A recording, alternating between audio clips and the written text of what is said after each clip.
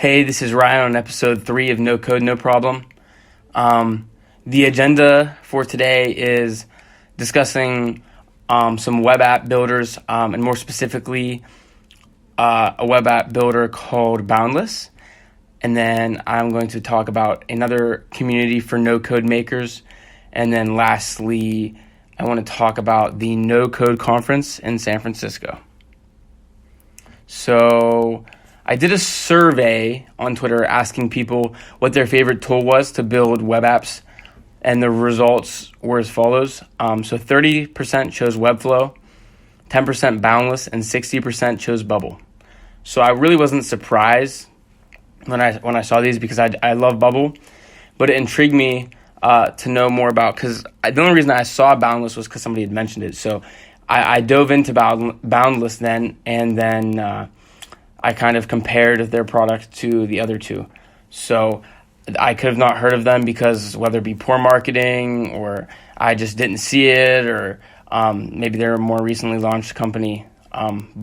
So then I did some digging, and I started playing with Boundless, and I immediately noticed that it uses blocks. So it uses blocks when like you're inserting different page elements like texts or images or maps or whatever. And so I'd compare it to, it's extremely similar to building a landing page on like MailChimp. So I would say, it's very similar to that. And I also noticed that when you're changing to the workflow or the data table, whenever you actually put new page elements on, you have to save it. So like I like Bubble because it automatically saves it, because I always forget to do simple things like that. But yeah, you have to automatically save it. It does let you know. So it's like, oh, like you didn't save your work, make sure you save it. But it's kind of annoying. But I mean, it is what it is. And I do think Boundless is like, it's super simple, right? And the learning curve is like virtually non-existent because of how simple like their design layout is in terms of just using blocks and the page elements. Especially design-wise too. So it's like, you don't have to do as much design per se because it's kind of all laid out for you in blocks. But what I think you should get from this is the Boundless definitely has potential. Like, I'm not cutting on Boundless or anything. They definitely have potential, and I think they'd be a great option for beginners and who enjoy like building sites via blocks. So like if you loved MailChimp and you loved building landing pages, then you're going to love Boundless.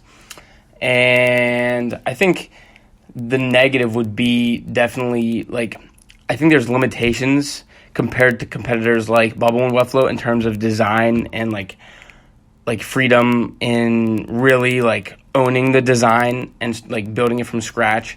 Like, Webflow is super nice with that. But yeah, I think there's definitely a lot of positives. And, every product has a few negatives. But I think Boundless would be a great option if you're a beginner or if you enjoy a simplistic design format using blocks and page elements. So, and then the community, Makerpad, founded by Ben Tossell.